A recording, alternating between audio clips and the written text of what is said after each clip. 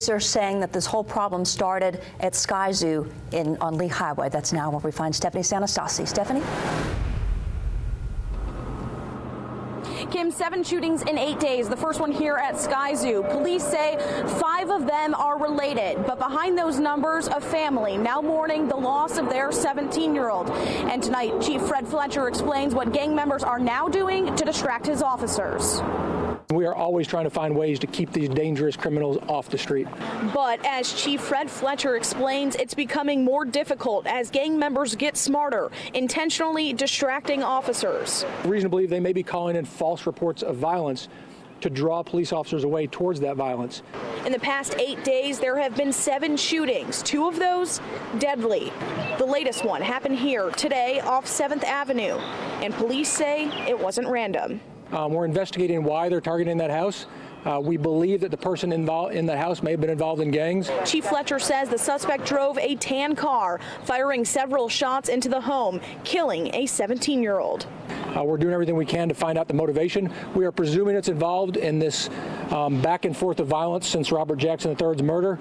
Jackson shot and killed here a week ago. As police stake out different neighborhoods with more cops spending more hours on patrol, community members upset and disgusted and say something needs to change. And I don't think they're going to be able to get a handle on it myself and everything. It's just ridiculous. Chief Fletcher says he's fed up too, but reassures this community. I'm not afraid. Your police officers aren't afraid.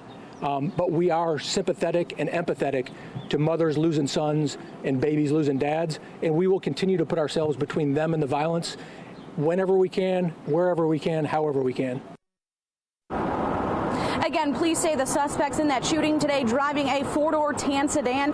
It's either described as a Toyota Corolla or a Nissan Altima. If you have any information about the cars used or the suspects involved, you're urged to call CPD. For now, reporting live in Chattanooga, Stephanie Sanastasi, News Channel 9. Stephanie, thank you. And as we've mentioned, this is the city's 11th homicide. All are unsolved, all without any arrests. Police looking for a Marion County mother after she missed her court date this morning. Lisa Marie Palmer received a citation last month for child neglect. That's after police say she made her children walk behind her car on the way to school.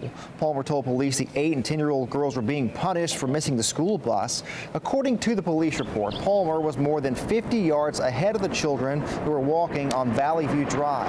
Marion County Sheriff Overnett says Palmer put the children in danger and could have handled the punishment differently. We all have kids and they need to be punished, but I just don't think she done this in a rational way. Could have been handled better. Burnett says the road the children were traveling on is heavily traveled and is now a warrant for Palmer's arrest after she missed court this morning. The case of a car dealership owner accused of sexually assaulting a customer is in the hands of a grand jury. Police say Faye Sims groped a woman at Best Motors earlier this month. Authorities arrested Sims last month under similar circumstances. Police charged him with sexual battery, and he is due in criminal court again tomorrow for a second charge. The Georgia man facing charges of vehicular homicide after his car hit and killed a couple on a motorcycle. Georgia State Patrol says Gary Cooper crossed the center line on Donville Road last night, colliding head-on with the motorcycle.